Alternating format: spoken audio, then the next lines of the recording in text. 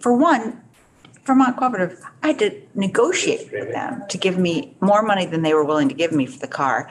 And they said it was partly my fault and partly their fault. And I said, no, I was stopped dead still. And so were they. And they decided to make a right-hand turn. And they didn't help me with that. Huh, that's odd. I'm still annoyed. Yeah. Our last private insurance company in Manchester just got bought out by a conglomerate. It had been there for more than 100 years. Who was that? It's called W.H. Shaw Insurance Agency. And it had been in the family for more than 100 years. And one of the descendants finally sold it. So now we used to have two. Okay, They're gone. Yeah. They're gone. It's sad. I kept with Let's go. because, Carol? it's jobs in Vermont. Carol, we're taking a right-hand turn now. All right, we're back live and streaming for now, so apologies. Please proceed. Thank you. That concludes my overview of the telehealth rule. If there are any questions or comments from the committee. Questions, comments? We have none. Why don't you go through all the rules and then we'll just vote when you're done. Will do. The next rule, 22P32, is the prosthetic and orthotic devices. This was amended from Medicaid Covered Services Rule 7508, prosthetic devices. It was last updated in 1999. It removes the specific list of items that do not require prior authorization, as we no longer put prior authorization at that level in rule, so that we can have a little more flexibility and make appropriate determinations for what requires prior authorization and what doesn't. And that is now found in the Medicaid fee schedule. We added a definition for orthotic devices. And that's pretty much it. On 22P32. Just 1 second. Any comments or questions? Not seeing any. Okay, go ahead. 22P33, podiatry services. This was amended to reflect current Medicaid covered services and be consistent with the Lcar language and formatting. It was last updated in 1980, 43 years ago. It has been amended to clarify that services are covered when medically necessary, including routine foot care for a treatment of a medical condition. Medicaid provides coverage of those conditions when medically necessary, but Medicare does not. Any questions on that rule? Committee members, questions, comments? Not seeing any. And the last rule for today, 22P34, transplantation services. It's been amended from Medicaid Covered Services Rule 7305. It was updated and amended to be consistent with Lcar language and formatting, last adopted in 2001. And it defines transplantation services and removes the term organ. Coverage also includes tissue, stem, cell, bone marrow, and other transplantation services. And it removes the prior authorization requirements. Providers must follow clinical best practice. Committee members, questions, comments? Okay. Thank you. All right, let's go back to 22P31. That's the telehealth rule. Looking for a motion? Yes. So I'd move that we approve 22P31 telehealth with proposed modifications to sections 3.1011 E, F, 3.1014D, and 3.101.5B2, submitted by the Agency of Human Services. Motion by Representative Higley. Any discussion? All those in favor, say aye. Aye. Aye. Opposed? Okay, thank you very much. Rule 22P32, prosthetic and orthotic devices. Is there a motion?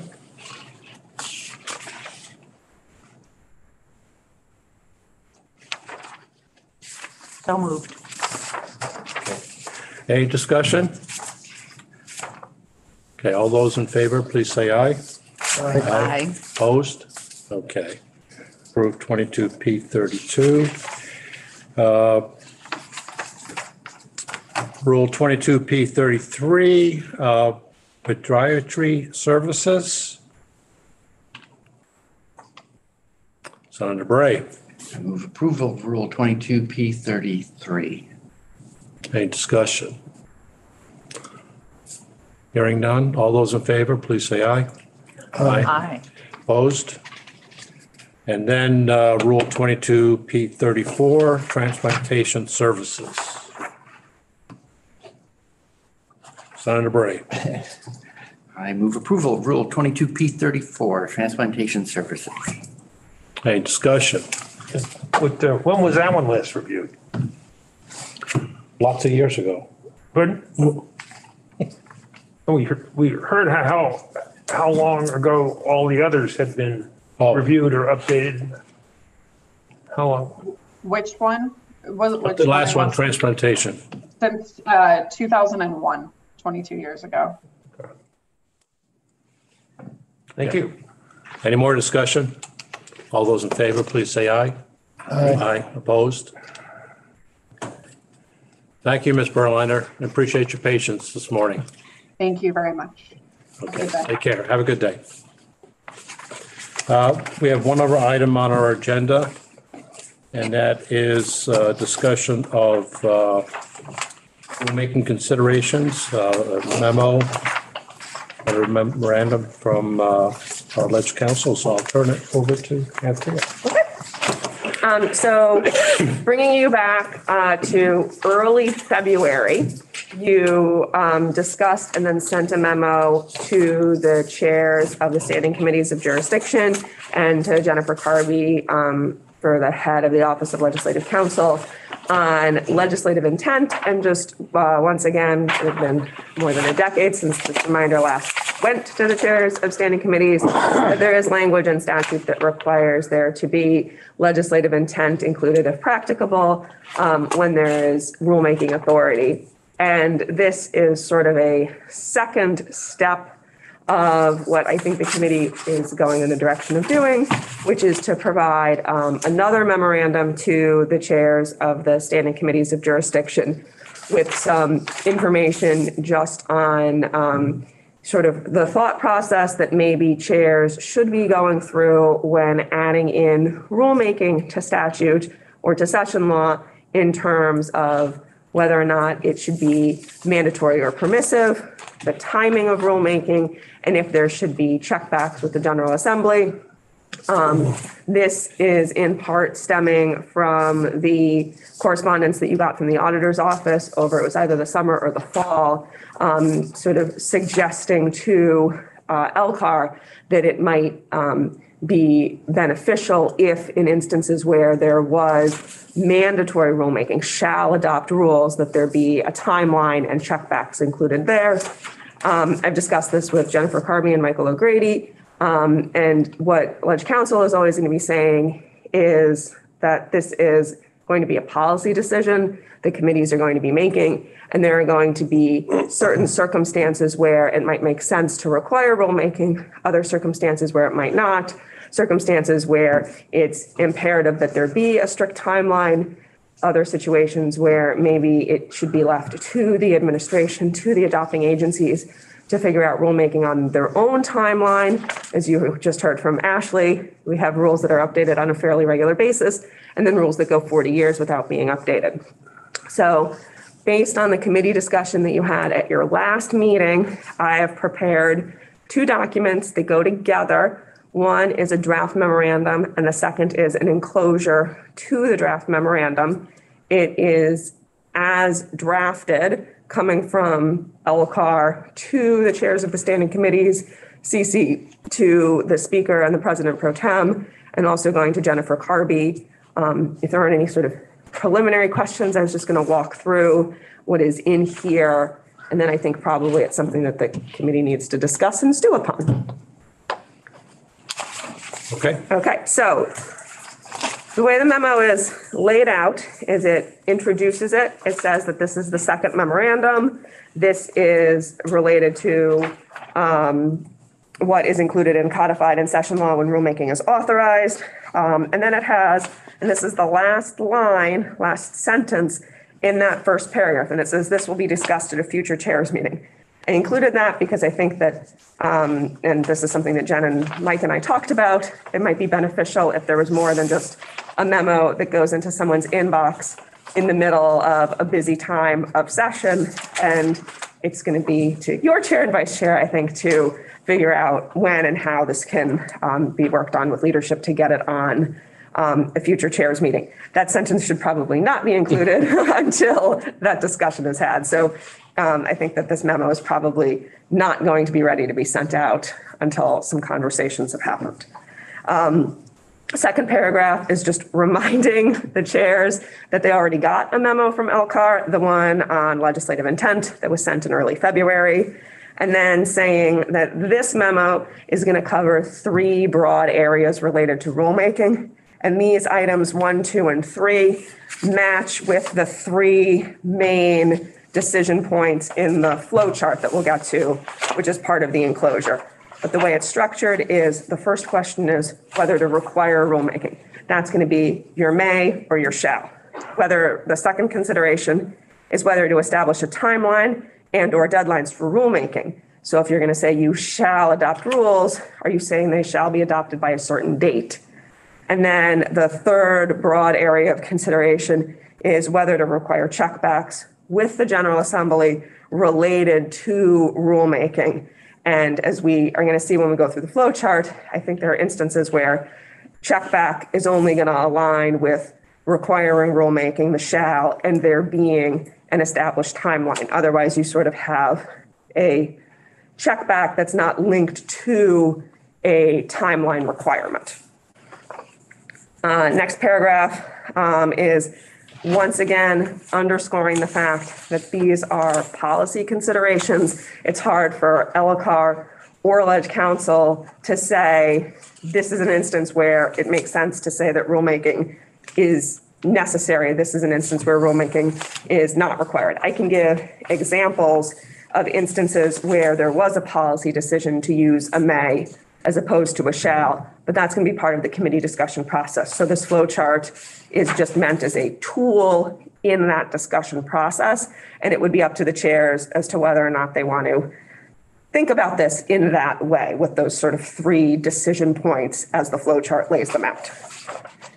And then this information will not be new to this committee, but it might be new to some of the chairs of standing committees who have not had involvement with Lcar and rulemaking. And that's one, the limitations that Lcar has when it comes to requiring rulemaking. So it's reminding the chairs of the standing committees that Lcar has the statutory authority to object to final, proposed, and emergency and existing rules, but only on those limited grounds. You can't just object because you don't like it. That Lcar has the authority to hold hearings on proposed and previously adopted rules, but if it has a hearing, it's still only going to be able to object on the statutory grounds. That Lcar can request that standing committees of jurisdiction review matters that are outside the scope of Lcar's review, but within those committees of jurisdictions review. Those are the letters that you frequently send when there's a rule that you have concerns about or hear from members of the public that have concerns about, but Lcar can't force there to be a change in the rule. I'm going to use the pesticide rule as an example there. That Lcar can request, and this is similar to instances with 25 or more persons making the same request, that an agency initiate rulemaking on existing practices and procedures. Those are things that are not within the APA rulemaking process. And that is not the same as requiring the adoption of a rule, which Lcar can't do. And that Lcar can request for the periodic review of certain existing rules, the really old ones that haven't been updated for a while, and sort of put an expiration timeline in a rule. Just a clarification on 4. My understanding is that whether it's 25 persons or more, or if this committee going to an agency and saying, we want you to do X, They're not required to do X. Right. Okay, just want to make that clear. They're not Because we required. Is asked. that what you said? Yeah, so you can say initiate rulemaking, but then they can say, this is why we're not going to complete rulemaking. You can't force them to get that rule to the finish line. Statute doesn't acknowledge that as a power that Lcar has the authority to do. Okay. And that really leads well into the next paragraph. Okay, all right. Yeah, Lcar does not have the statutory authority to require that a rule be adopted, even if session law or codified law says adopt a rule. Lcar can't hold the administration's feet to the fire and force them to do something. Lcar cannot compel an agency to adopt a rule. It cannot penalize an agency in any way for failing to adopt a rule.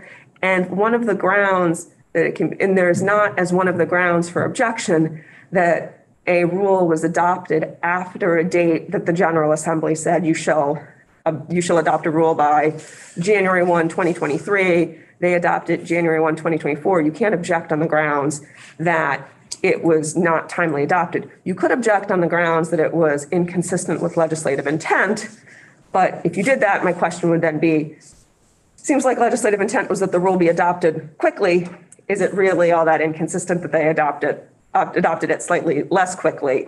That would be a decision and a discussion for this committee to do. But it's not like there's something in the APA that has the expiration of rulemaking authority.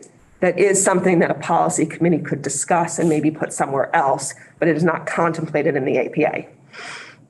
And then if we think about General Assembly recourse, and this was something that I sent an email to members of Lcar on, it would have been in the fall after you had a discussion about forcing rulemaking in terms of what there is available in terms of court resources, litigation to say you administrative agency didn't do something. And then I have repeated most of that email that I sent in footnote 6 and 7, which I think is sort of outside the scope of the discussion you're having, but something that's important for members of the General Assembly, especially chairs, to know in terms of what the consequences are and what the paths to recourse could be if there was a failure to adopt a rule as required under law. That's the memo. Goes with the flowchart.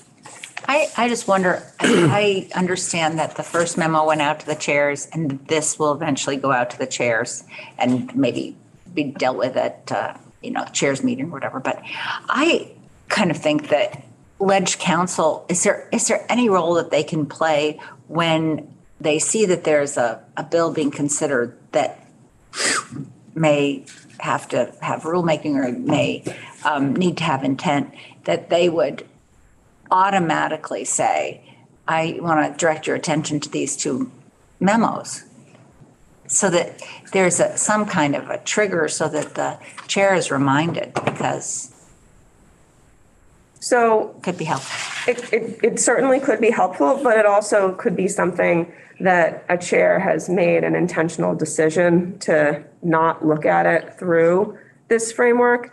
There are also going to be instances where rulemaking is maybe playing sort of a less traditional role or a more fleshed out role. I'm going to use Senator Bray as my example here with the bill S5 with affordable heat, and the fact that rulemaking is sort of now under that bill as amended, like going to follow a different trajectory. So there is a different thought process there in terms of, I don't think that neatly fit into a flow chart of any sort when that committee was working on it. So again, it's going to be a policy decision. It's going to be hard to have a one size fit all approach. One of the things that I'm going to work on with my colleagues in Ledge Council is trying to come up with some more template text as like a starting point for some of these discussions, but we can't read the minds of people to say this is the direction that the committee wants to go from a policy perspective. We don't make policy decisions, nor do we want to. Senator Bray. Thanks. Yeah, so on, step N, we had a very, like a 17-step timeline that Ms. Chakowski planned out for us under rulemaking. So we were following, very explicitly and consciously along. That even though in the end we ended up changing things, intervening and sort of halting the APA process at a final rule, it was still very helpful to craft everything up to the moment where we put the pause in and to figure out how much of a pause and where you could insert it and stuff like that. But it's a tricky thing.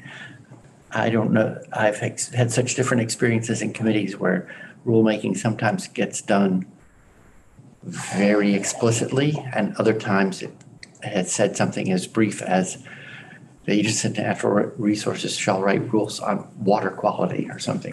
Not a lot more than that. No start date, no end date, a few guardrails around what is to be addressed, what's not to be addressed. You have to retrain chairs, which I think would be challenging. That's why I'm trying to get at it from a systemic way of what we have continuously is ledge counsel with experience. So no, I understand they can't read minds, but they can,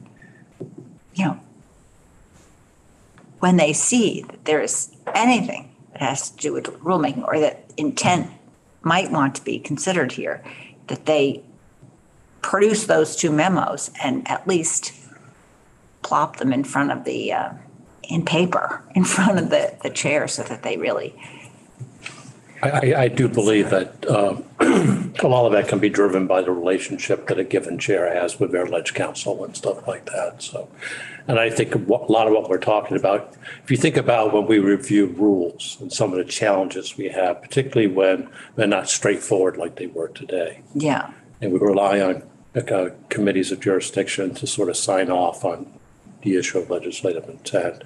Or if we're struggling with things and we don't get feedback from folks and we don't really understand what that is. I've had at least two chairs in the last week say something to me about appreciating the concept of legislative intent. And so they're paying attention to what's being said. And I think if we can continue to educate, provide opportunities to understand how that might help our process, but I think overall helps the legislative process, right? And the administrative process. That's right. Rulemaking. And so I think this is a win, and I appreciate all the work that you've done with this. Yeah. Understanding that it really is up to the committees and the committee chairs to decide how they want to utilize what we provide to them. Senator Bray. Well, the other, just thinking about how in the House there were 11 new chairs, right? Yeah. And the Senate had fewer, same level of turnover, but fewer entirely new chairs. Anyway, it made me think at least the beginning of a biennium that, a half hour of work, Senator McDonald's eyebrows are going up. An introduction at a chair's meeting of the concepts, and distribution of memo would at least get the topic on the table and Totally agree. the thought moving forward, and then once that session's going, it seems like it's very hard to herd these wet cats into a room and get people's attention. Yeah. So important. Senator McDonald. Just in the Senate, the chairs meet once a week, and as I was listening to Anthea present to us, introduce this discussion. Anthea was speaking to people on a rules committee that are familiar with rules. Chairs, I think sometimes find the discussion troublesome or bothersome or not at the top of their list of things they're interested in doing. But that might be a place to. Anthea might wish, we might ask Anthea to go to a chairs meeting and speak in non-Lcar language and just tell the chairs what's likely to change and what we're looking for.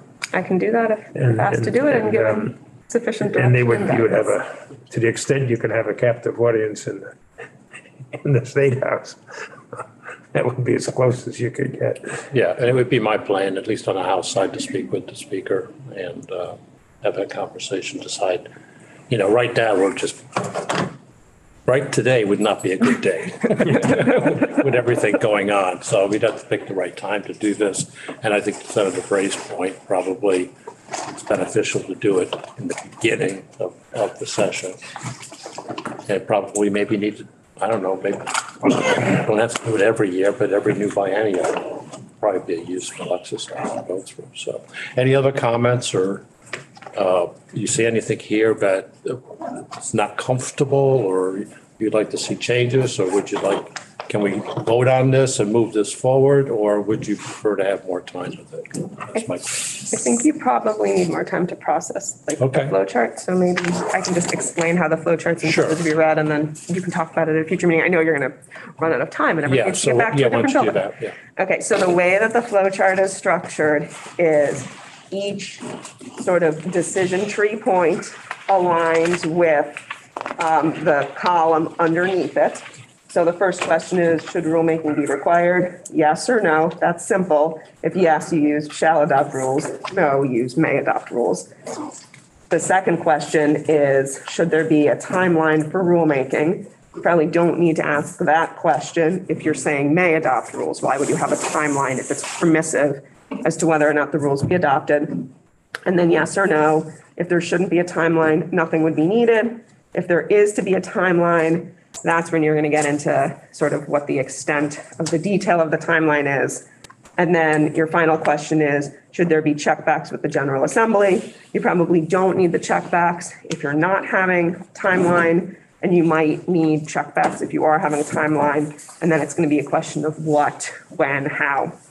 The columns give more sort of detail, granular considerations. I would suggest reading them before your next meeting, things to think about in making these decisions. And I think the easiest one, the shortest one, is to look at considerations for requiring rulemaking. Things like, if the rule is necessary, is there sufficient regulatory processes there without adopting a rule? Is it something that needs to happen now? I'm going to use the example that was a may adopt rules for automated vehicles, allowing sort of the self-driving technology cars to be tested in Vermont. It's not happening now, so they're not at a point where they needed rules, but there is the authority to may adopt rules because the state is trying to get that testing here with the unique nature of our roads and things like that. That was an example of, if you had required the rules, it would have been too soon. It wasn't necessary yet.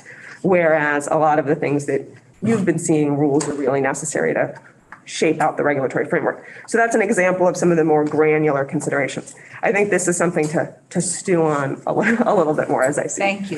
My audience is departing. All right, I appreciate that, and I think you're right. Let's come back to the next meeting and continue this conversation, if that's okay with everyone. It is. Okay, and next meeting will be in 2 weeks. We're trying to do it every 2 weeks instead of every week. Thank you, Mr. Chair. I can imagine my next Thursday, what it's going to be like in my committee. So I'm not going to want to be doing this, but and I think we have 3 rules then, and then 2 weeks after that, there are 4 rules currently. There may be something that like maybe fits into our timeline. So thanks, everyone. Meeting's adjourned. Appreciate it. Thank you.